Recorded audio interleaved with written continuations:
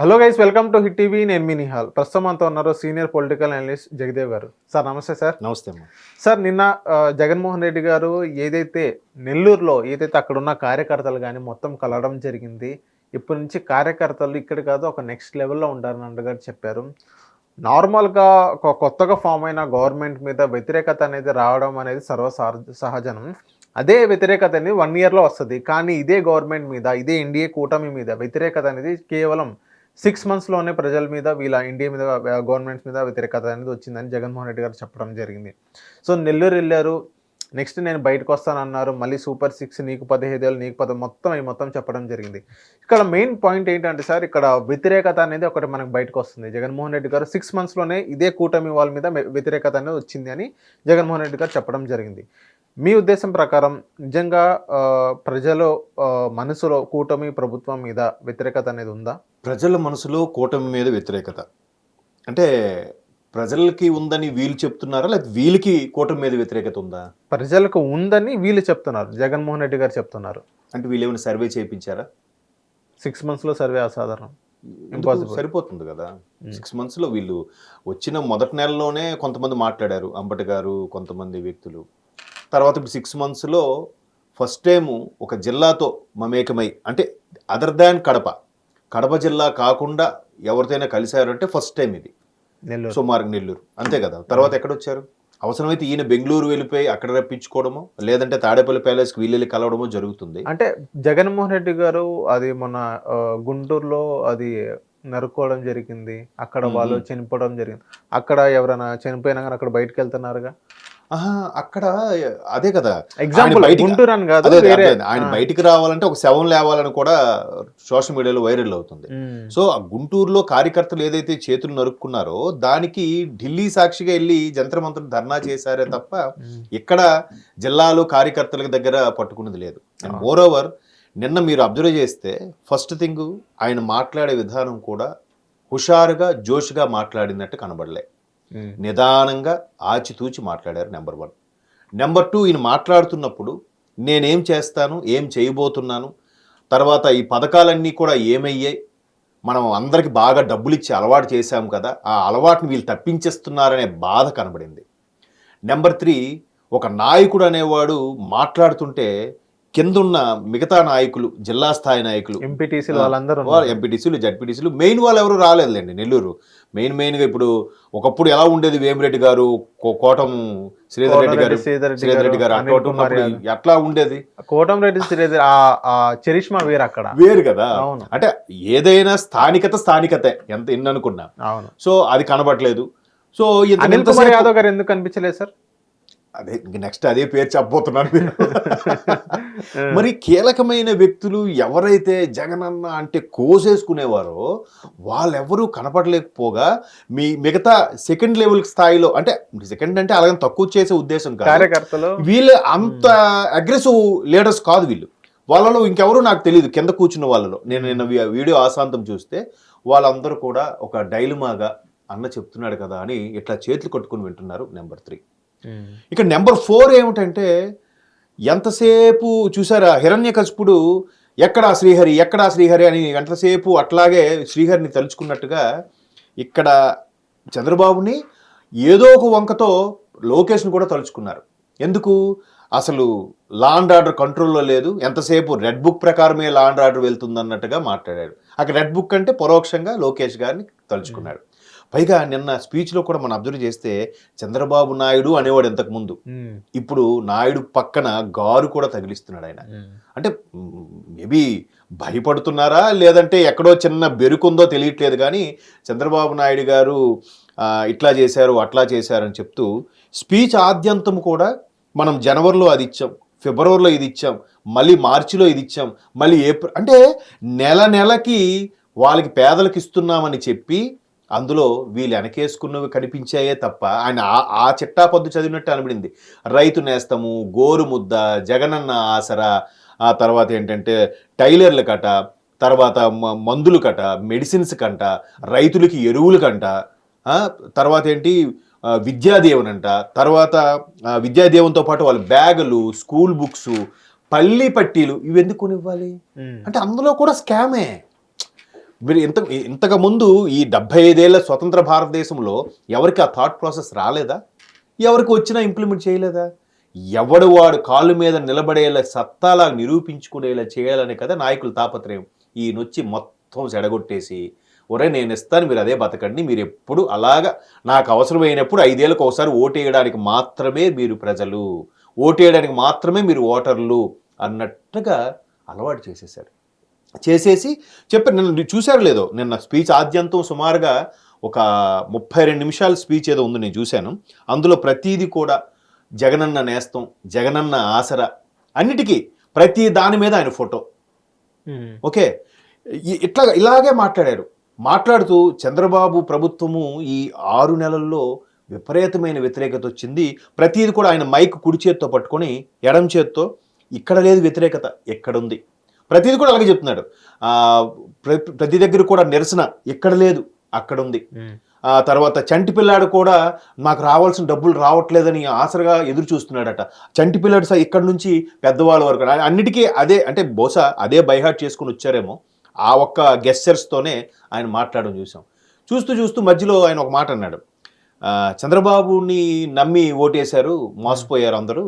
So ఇప్పుడు ఆయన చంద్రబాబుని నమ్మడం అంటే చంద్రముఖి మరలా పూడినట్టుగా ఉంది, చంద్రముఖిని లేపినట్టుగా ఉంది, అది ప్రజలు ఈపాటికే తెలుసుకున్నారు, ఈ 6 నెలల్లో తెలుసుకున్నారంటే. నాకు ఈ స్పీచ్ ఆద్యంతో నాకు అనిపించింది ఏంటంటే, ఏదైతే ఘోర పరాభవం జరిగిందో వైసీపీకి, అది వాళ్ళు ఇంకా రియలైజ్ అవ్వలేదు. వాళ్ళంటే అందరూ కాదండోయ్, నాయకుడు మాత్రమే, జగన్మోహన్ రెడ్డి గారు మాత్రమే ఇంకా రియలైజ్ అయినట్టు నాకు అనిపించట్లే.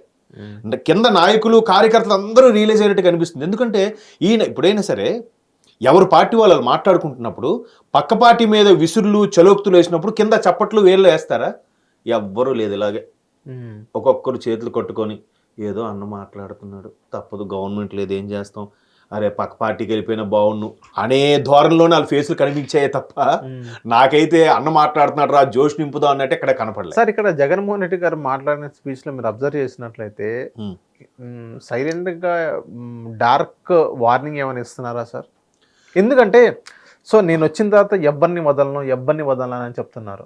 సో ఎక్కడున్నా కానీ తీసుకొస్తారు, ఐఏఎస్ ఈవెన్ గవర్నమెంట్ ఎంప్లాయీస్ కూడా ఆయన వదలని పరిస్థితి. సో రిటైర్ అయినా సరే మీరు ఎక్కడున్నా నేను వెతికి వెంటాడి తీసుకొస్తాను అన్నట్టుగానే చెప్పడం జరిగింది. ఈయన వార్నింగ్ ఇస్తున్నారు సార్, నేను అధికారంలోకి వచ్చిన తర్వాత ఎవరు వార్నింగ్ ఇవ్వడం అంటే అసలు ఆయన గవర్నమెంట్ వచ్చాకే కదా ఇటువంటి వార్నింగ్ కక్ష సాధింపులు. ఎందుకంటే సార్ ఇప్పుడు ఒక వ్యక్తి నేను సీఎంగా ఉన్నంత వరకు, నేను సీఎం ఎప్పుడైతే అయ్యానో సో మీకు మంచి పరిపాలన అందిస్తాను అన్నట్టుగాని చెప్పి, ఏదైతే ఎవరైనా అక్రమంగా పాల్పడితే వాళ్ళని లా ప్రకారంగా కానీ చట్టం ప్రకారంగా కానీ మొత్తం నేను ఇలా చేస్తానని చెప్పాలి, కానీ మీరు ఎక్కడున్నా నేను వదలను అని చెప్పడం ఒక మాజీ సీఎంగా, ఇప్పుడున్న విపక్ష నేతగా అది ఎంతవరకు సమంజసం అంటారు? మరి అదే చెప్తున్నాను కదండి, అది ఆయన విజ్ఞతకే తెలియాలి. ఆయన అంట కింద స్థాయి వ్యక్తులు లేదా ఆయన అనుచరులు ఎవరు చెప్పింది వినరట. పోనీ ఆయనకేమైనా బుద్ధిలో థాట్ వచ్చి సరే ఇలా చేస్తే అనవసరంగా ఇబ్బంది పడతామేమో అని అనిపించాలి. రెండూ లేనప్పుడు ఏం చేయలేం. మా ఫాదర్ అనేవారు, ఇప్పుడు బుర్రలో పుట్టైనా పుట్టాలి, ఒకటి చెప్పిందేనే వినాలి. ఆ రెండు జరిగినప్పుడు ఏం చేయలేం. ఇప్పుడు చంద్రబాబు నాయుడు గారు కూడా ఏం చెప్పారు, గతంలో ఆయన ముఖ్యమంత్రి మొన్న 4వ ముఖ్యమంత్రి అయిన తర్వాత నేను ఇప్పటివరకు కొంతమంది ప్రభుత్వ ఉద్యోగులకి అంటే పని అనే ఉద్దేశంలో కానీ బయోమెట్రిక్ల విషయంలో కానీ కొంత ఇబ్బంది పెట్టుండొచ్చు. సో ఇకపై అలాంటి ఇబ్బంది పెట్టదలుచుకోలేదు. ప్రతిదీ కూడా వాళ్ళ సౌలభ్యం కోసం వాళ్ళ యాంగిల్లో కూడా ఆలోచిస్తానని చెప్పారు. చెప్తూనే ఇప్పుడు ఎవరైతే సోకాల్డ్ ముఖ్యమంత్రి పేషీలో ఉన్న అధికారులు ఉన్నారో వాళ్ళని అడిగితే వాళ్ళు ఏం చెప్తున్నారంటే, ఇంతకుముందు అయితే గంటల కొలది టెలికాన్ఫరెన్స్ అవి జరిగేవంట, ఇప్పుడు అది లేదంట. Maximum 1/2 hour 45 minutes right close చేసేయండి, ఇంకెక్కువసేపు ఉండొద్దు, ఎవరి పనిలోకి వాళ్ళు వెళ్ళిపోండి అని అంటున్నారంట. సో అట్లాగా మనిషి అనేవాడు గతంలో చేసిన పొరపాటుని రియలైజ్ అవుతూ ముందుకెళ్ళాలి, కానీ ఇంకా నేను వచ్చాక వీడిని తాటతీస్తా వాడిని తాటతీస్తా అనే ఉండడం, ఆ ధైర్యంగా మాట్లాడడం చాలా ఏంటో. మరి ఆయన ఇంకా నన్ను ఎందుకు ఓడిపోయాను, నేను ఇట్లా నియంతగా ఉండిపోవడం వల్ల కదా, నా ఒక్కడ కోసమే చూసుకున్నాను, జెండా మోసిన కార్యకర్తల గురించి ఆలోచించలేదు అని ఇప్పుడు మాట్లాడాడు ఆయన. ఏది సుమారుగా సోషల్ మీడియాలో యాంటీగా ఏదైతే ఉందో అదంతా కూడా మేబీ అబ్జర్వ్ చేశారా చూశారో, ఇప్పుడు జెండా మోసిన కార్యకర్త ఇప్పుడు గుర్తొచ్చాడు ఆయనకి. ఏది గవర్నమెంట్ వెళ్ళిపోయాక. నిన్న కూడా మీరు అబ్జర్వ్ చేస్తే మనము యుద్ధం చేయాల్సింది ప్రభుత్వంతో కూడా కాదు, మరో 3 చేయాలి అని చెప్తూ 3 ఛానల్ పేర్లు కూడా చదివాడు ఆయన. ఈటీవీ, TV5, ABN ఈ 3 ఛానళ్ళతో కూడా యుద్ధం చేయాలి. అదే కాకుండా మన కార్యకర్తలు ప్రతి ఒక్కరికి కూడా స్మార్ట్ ఫోన్ ఉంది. స్మార్ట్ ఫోన్ ద్వారా అబద్ధాన్ని కూడా నిజంలాగా మనం చొప్పించాలన్నట్టుగానే చెప్పాడు. ఈ విధంగా ఎక్కువ ఆయన పోర్ట్రే చేశాడు.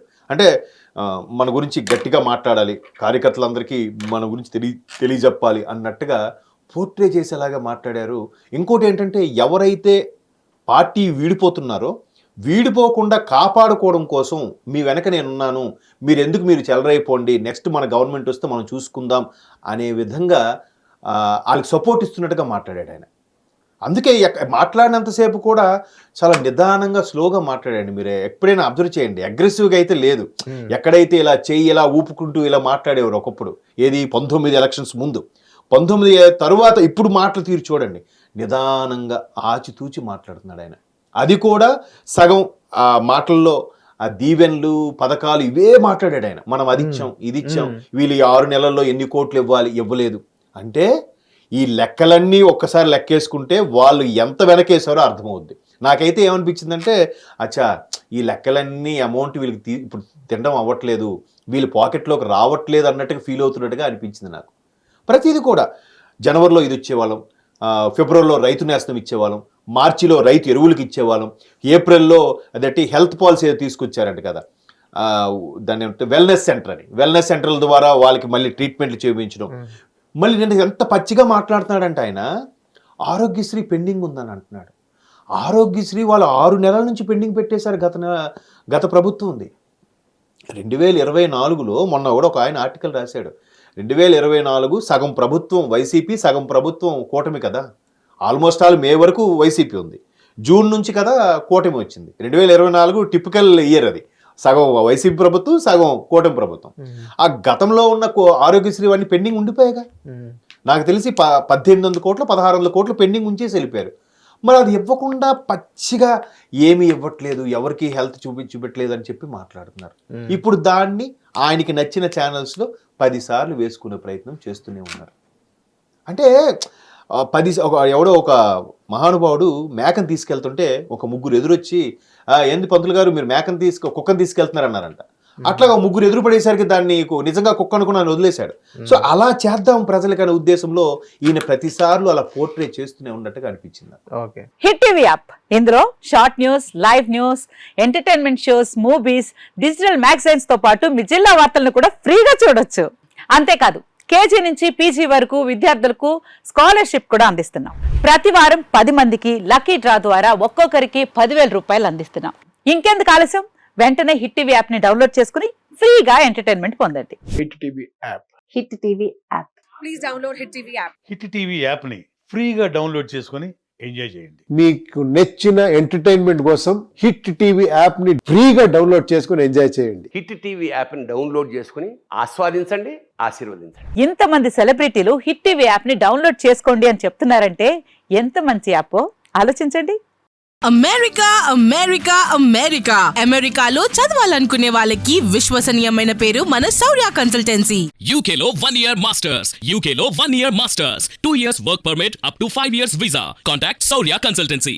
Contact 89851 89851.